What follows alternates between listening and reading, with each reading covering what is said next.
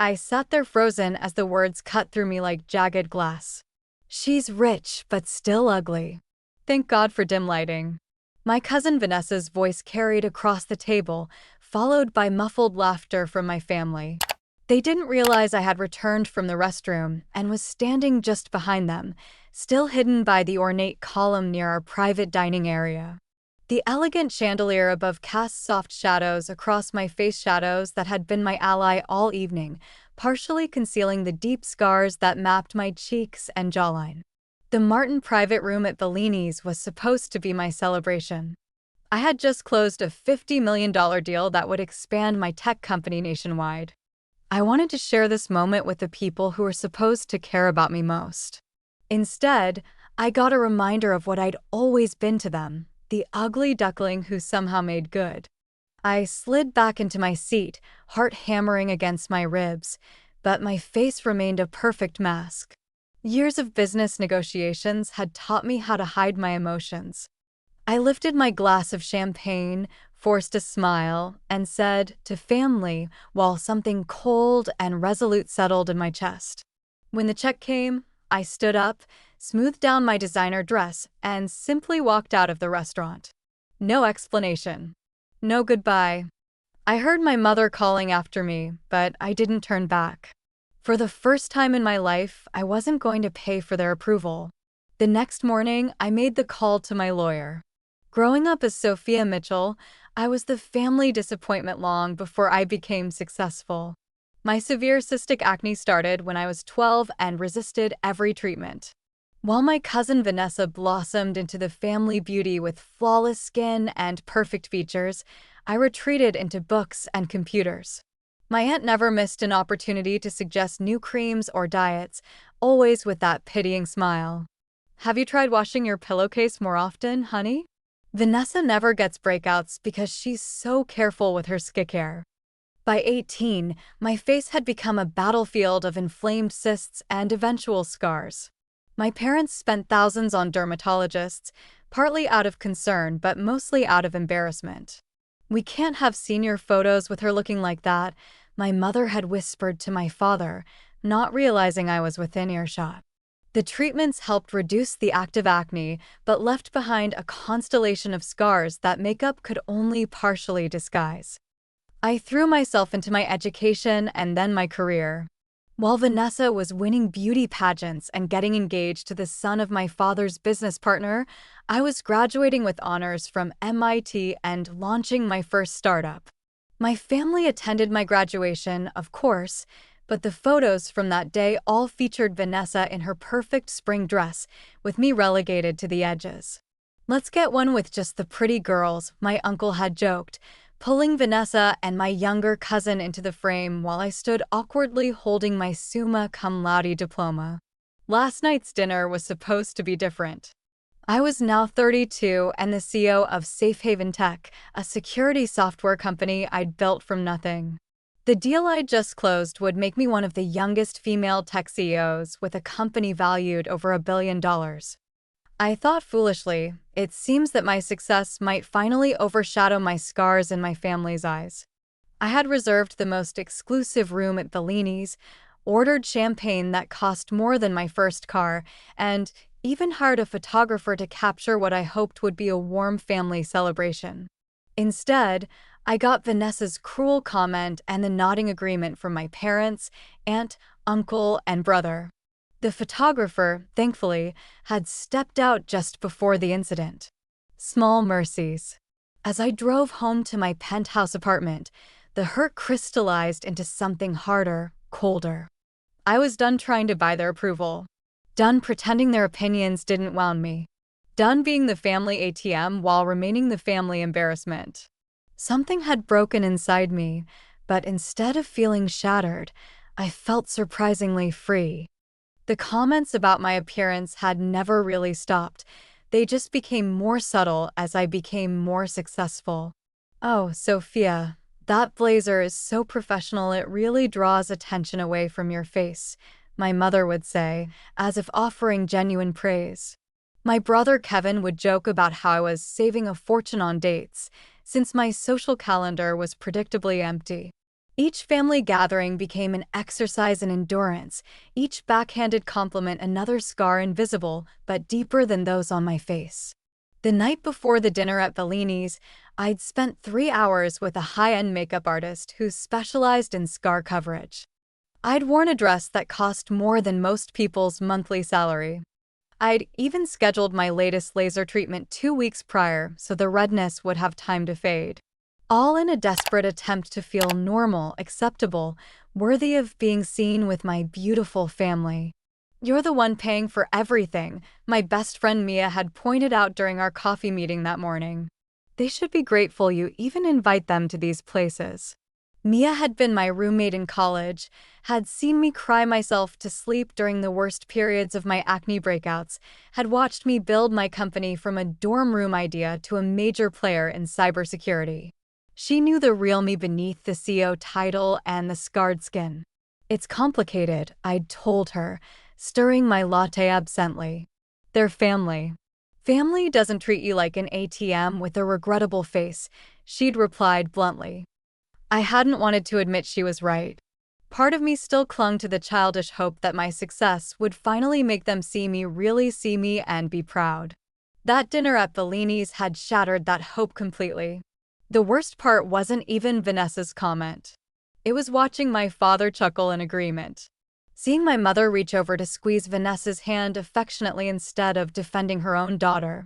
Noticing how my brother Kevin had quickly glanced around to make sure I wasn't within earshot before adding, "At least she's good for picking up the check." I had stood there, perfectly still, as the truth I'd been avoiding for years crashed over me like a tidal wave. I wasn't just the family member with unfortunate skin, I was the family joke. The morning after the disaster at Bellini's, I woke up with a clarity I hadn't felt in years. I sat on the edge of my bed, looking out at the Manhattan skyline from my floor-to-ceiling windows, and made my decision. With steady hands, I picked up my phone and called Andrew Pearson, my company's legal counsel and my trusted friend. "Sophia, it's 7 a.m. on a Saturday. Someone better be dying," he answered groggily. "I need your help with something personal," I said, my voice calmer than I expected. "It involves my family and money." "A lot of money." Half an hour later, I was outlining the situation to a now fully awake and increasingly concerned Andrew. I told him about the dinner, about years of subtle and not-so-subtle cruelty, and about the financial entanglements I had foolishly created. "Let me get this straight," Andrew said, pushing his glasses up his nose.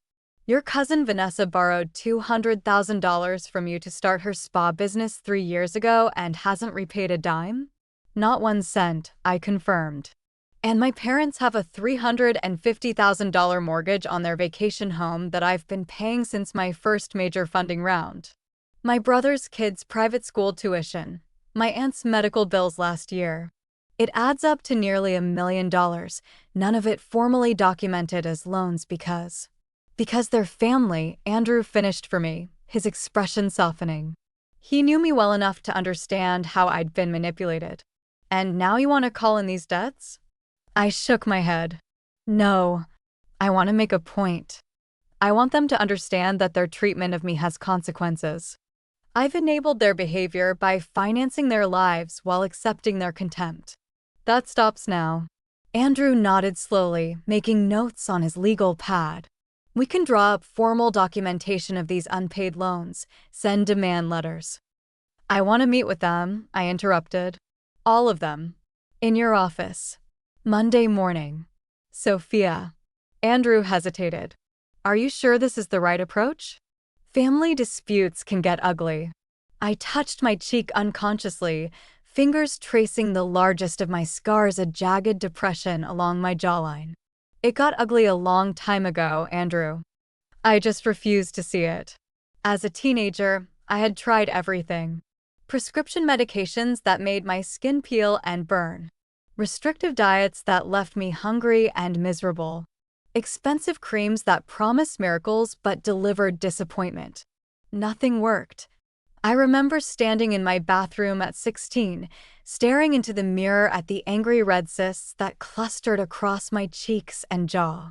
My mother had just returned from a shopping trip with Vanessa, both of them laughing and laden with bags from high-end boutiques. "We found the most gorgeous dress for Vanessa's prom," my mother had gushed.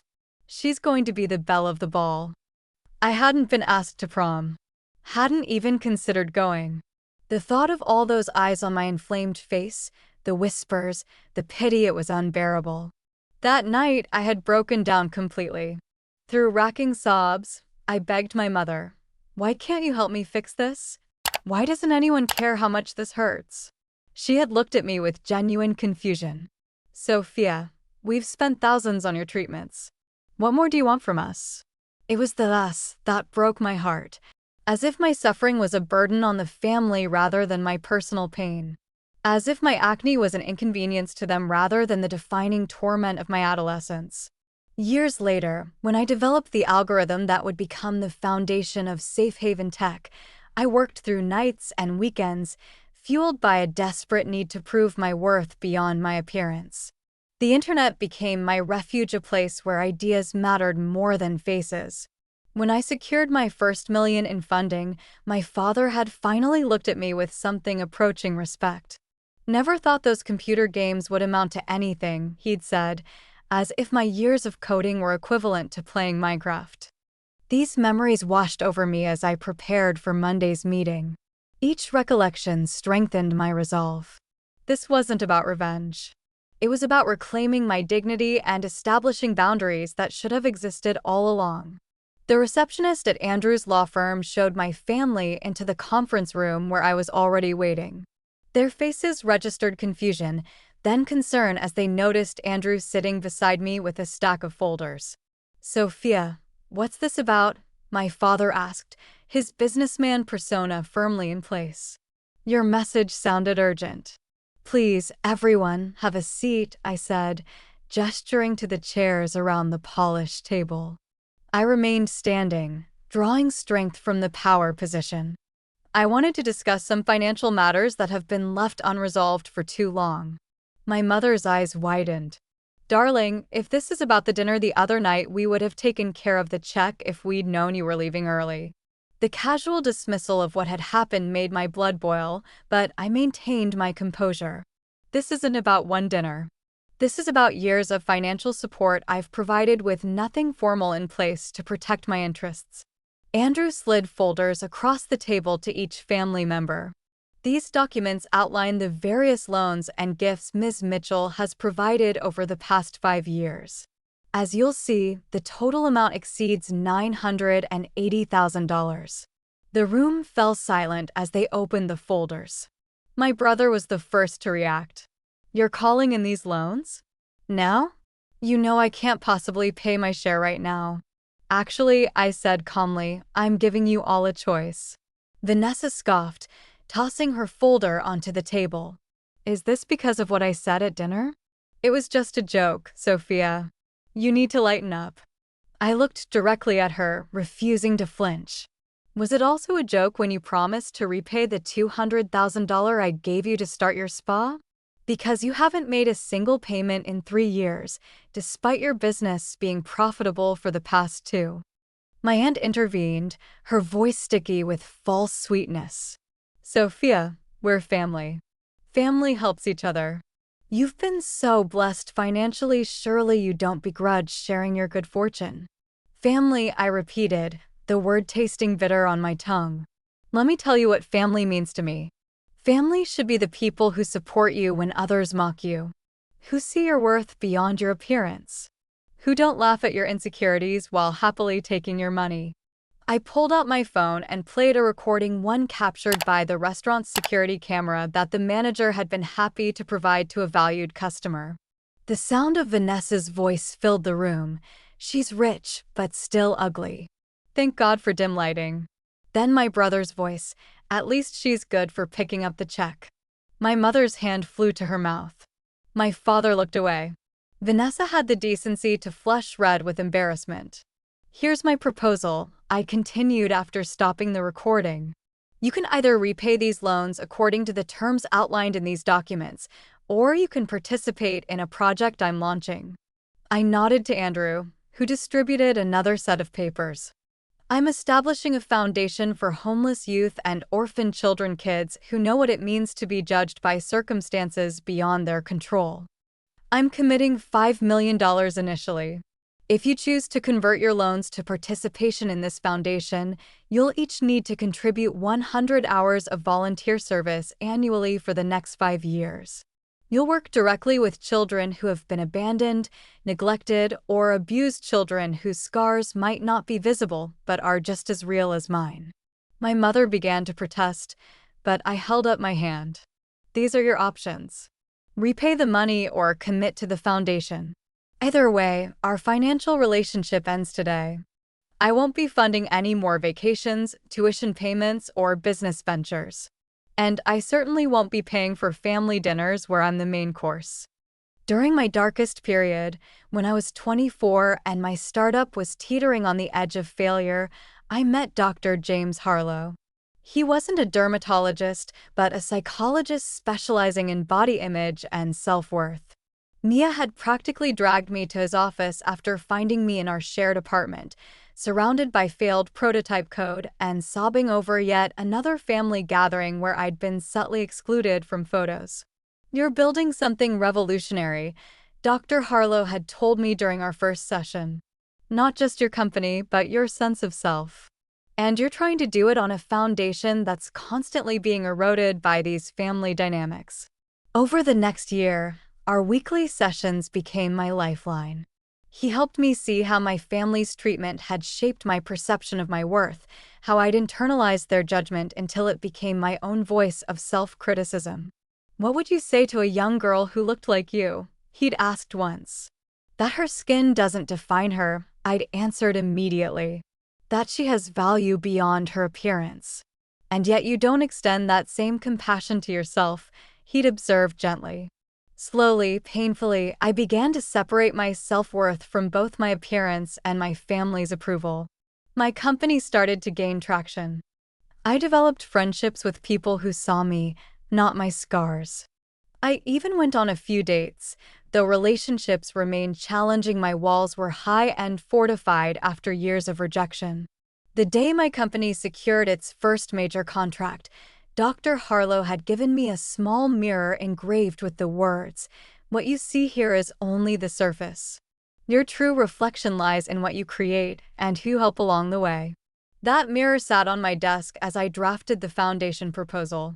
Safe Haven Youth Foundation would provide not just shelter and education for homeless and orphaned children, but also comprehensive psychological support, mentorship programs, and eventual job placement in the tech sector.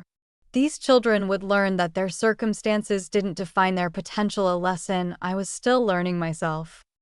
I thought of Dr. Harlow as I watched my family squirm under the weight of my ultimatum. He had warned me that confronting toxic family dynamics rarely produces immediate transformation. People resist having their self-image challenged, he'd cautioned. Expect defensiveness, maybe even escalation of hurtful behavior before any real change. He was right. My father was the first to recover, his businessman instincts kicking in as he searched for a compromise that would maintain his control. "Sophia, let's discuss this privately. I'm sure we can come to an arrangement that works for everyone without all this formality." "There's nothing to discuss," I replied evenly. "The documents outline your options clearly. You have 2 weeks to decide." The following days brought a barrage of calls and texts from family members, ranging from tearful apologies to angry accusations. My mother claimed I was destroying the family. My brother suggested I needed psychological help. Vanessa sent a massive flower arrangement to my office with a card reading simply, "Sorry you're so sensitive." I didn't respond to any of it. Instead, I focused on finalizing the foundation plans, working closely with child welfare experts and psychologists specializing in trauma. One of those experts, Dr. Renee Carter, became a valuable ally and friend. "What you're creating here goes beyond charity," she told me as we reviewed the program structure over coffee.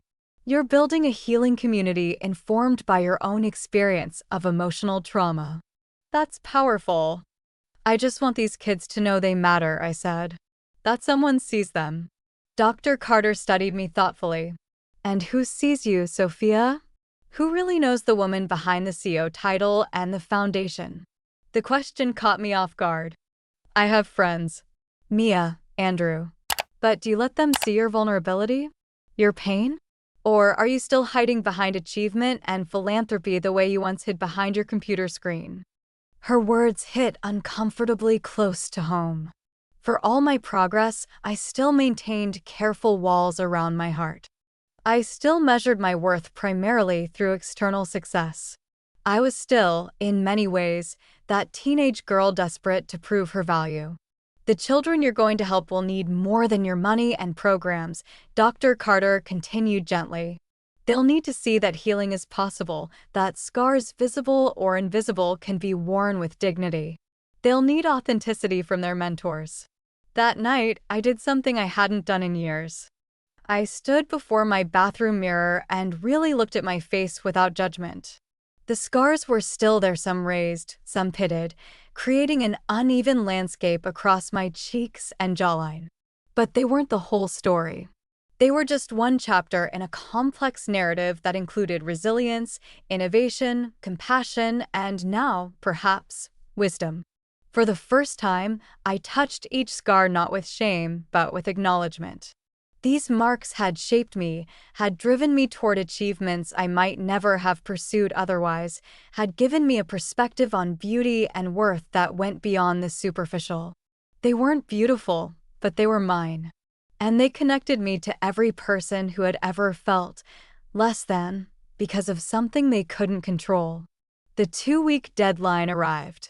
Andrew had prepared the conference room once again, this time with a representative from the foundation also present.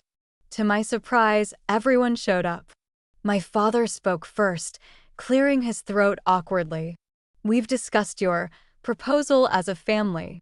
We find the terms of repayment to be unreasonable given our financial situations. I nodded, unsurprised. Then you've chosen the foundation option.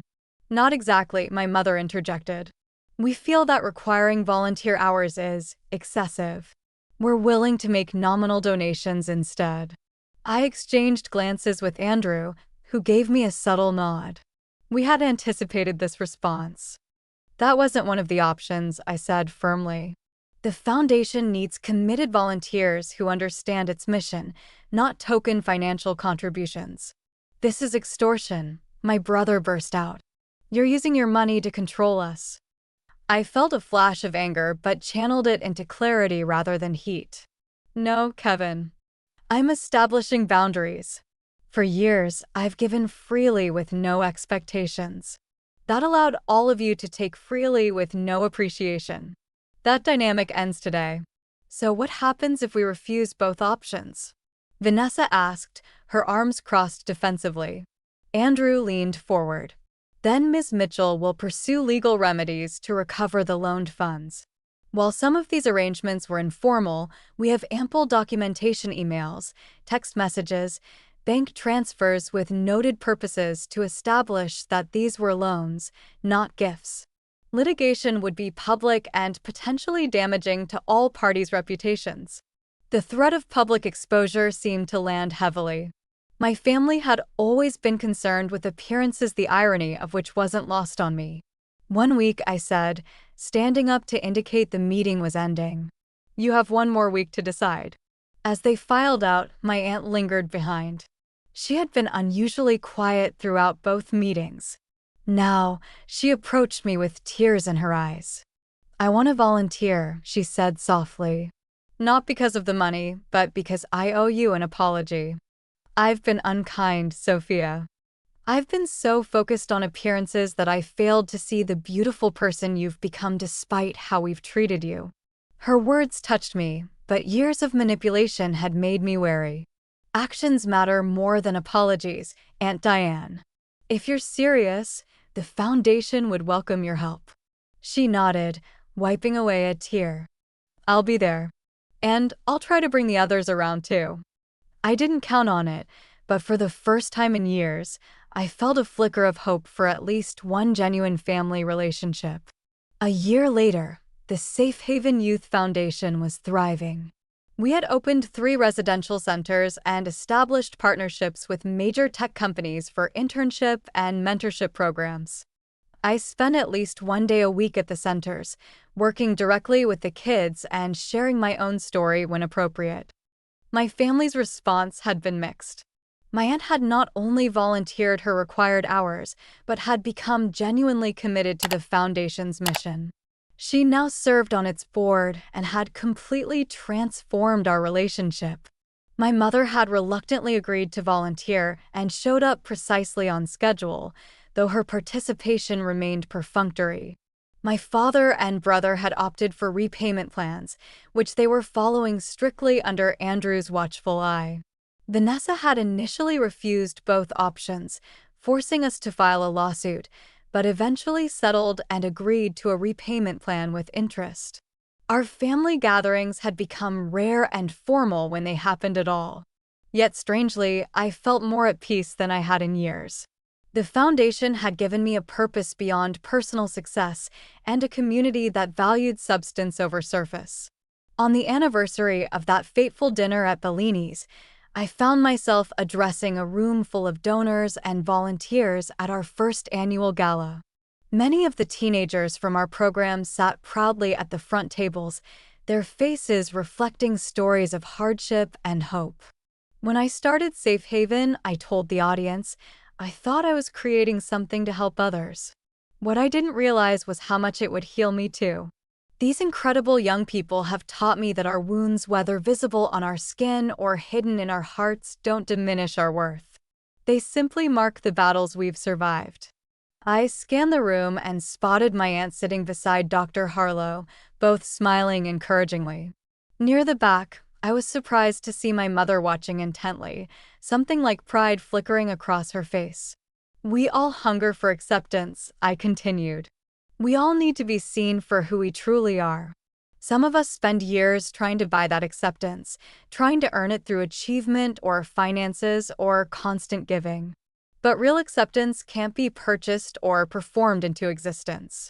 It can only be offered freely, and it must begin with accepting ourselves. After the gala, a young girl named Zoe approached me. Her arms bore burn scars from a house fire that had left her orphaned at 9. She had been one of our first residents and was now preparing to start college on a Foundation scholarship. I wanted to thank you, she said, her eyes bright with unshed tears.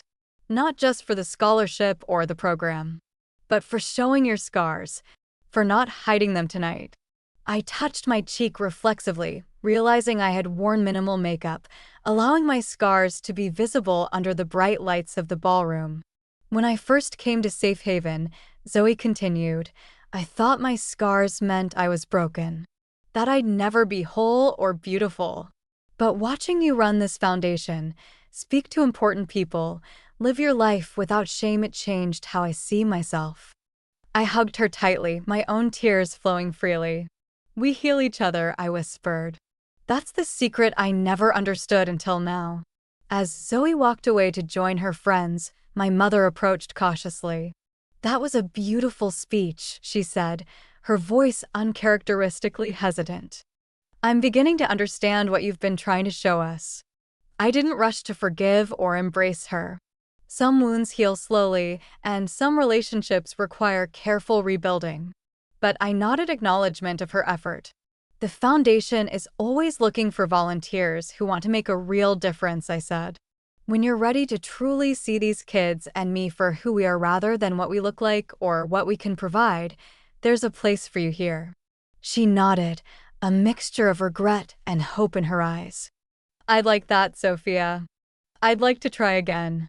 As I walked home that night through the quiet Manhattan streets, I felt the cool spring air against my scarred face and smiled. The path to healing wasn't linear or perfect. Some days still brought pain and insecurity. But I was no longer that frozen woman at Bellini's, trapped between shame and longing for approval. My scars tell a story of survival, not shame. And now, I choose who deserves to be part of that story.